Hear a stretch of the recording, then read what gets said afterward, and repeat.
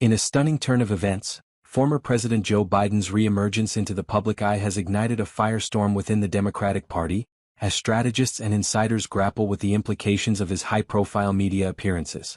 Just months after leaving the White House, Biden's recent interviews, including a headline-grabbing sit-down on ABC's The View, alongside former First Lady Jill Biden, have drawn sharp criticism from party members who fear he's undermining their efforts to rebuild after the 2024 election losses.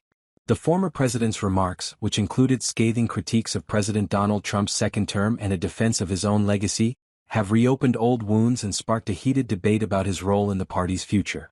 During his appearance on The View, Biden didn't hold back, declaring Trump's first 100 days in office as the worst any president's ever had. He also addressed the Democratic Party's 2024 defeat, candidly admitting, "I was in charge and he won." Biden pushed back against reports questioning his mental acuity during his presidency, calling them wrong, while Jill Biden dismissed such claims, noting that the authors of critical books were not in the White House with us. The interview marked Biden's second major post-presidency appearance, following a Tuesday conversation with the BBC where he lambasted Trump's foreign policy, particularly his approach to the Russia-Ukraine conflict. But for many Democrats, Biden's media blitz is a distraction at a time when the party is desperate to move forward. Anthony Coley, a Democratic strategist and former Biden administration official, minced no words. "Elections are about the future. Every time Joe Biden emerges, we fight an old war." Coley argued that Biden's presence contrasts unfavorably with Trump, failing to inspire independents, moderates, or the Democratic base. "Every interview he does provides a contrast to Trump that's just not helpful for the Democratic brand," he added.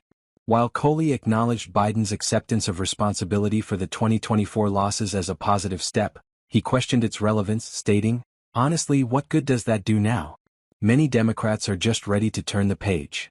Other party insiders echoed Coley's sentiments, expressing frustration that Biden hasn't fully owned up to the decision to run for re-election in 2024, a move many believe doomed the party's chances.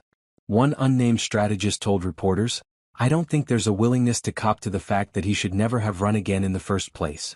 This sentiment reflects a broader concern that Biden's refusal to step aside earlier left Vice President Kamala Harris with an uphill battle, contributing to Trump's victory. The strategist added, "Why can't he come out and acknowledge that part of this is on him?"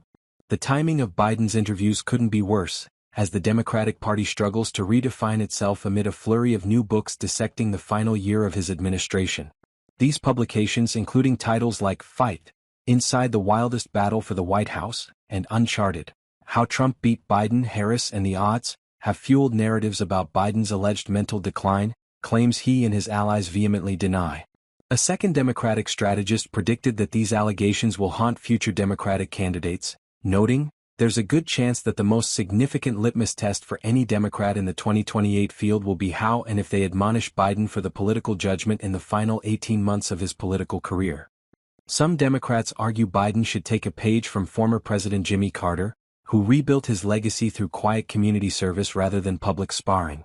Steve Schale, a longtime Biden ally who ran a pro-Biden super PAC, urged the former president to focus on actions that highlight his humanity.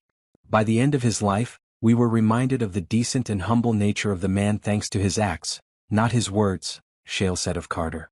"I really wish Biden would follow a similar path."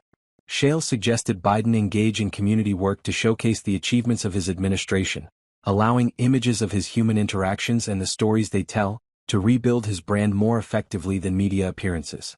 Yet Biden still has defenders who see value in his continued presence. Antoine Seawright, a Democratic strategist who has spent time with Biden post-presidency, praised his candor on The View, calling it honest and open. Seawright argued that Biden's choice of the show, with its diverse and broad audience, was strategic. "It's a very captive audience that crosses many sectors of the country," he said. Seawright remains optimistic about Biden's role, stating, "If you know Joe Biden like I know Joe Biden, then you will know that he is doing what is still in the best interest of the country." However, younger Democrats are increasingly vocal about moving on. John Rainish, another party strategist, questioned the necessity of Biden's interviews, saying, "I don't know who's asking for this." He pointed to a rising generation of leaders unburdened by the baggage of the 2024 campaign, suggesting they are better positioned to steer the party forward. As figures like Governors Gavin Newsom, Gretchen Whitmer, and Representative Alexandria Ocasio-Cortez emerge as potential 2028 contenders, the party appears eager to shift focus away from its past. Biden's re-emergence comes at a critical juncture, with Trump's administration dominating headlines and Democrats searching for a unified message. While Biden aims to cement his legacy, his critics warn that his actions risk alienating the very party he seeks to support. As one strategist put it, the wounds of 2024 are still fresh.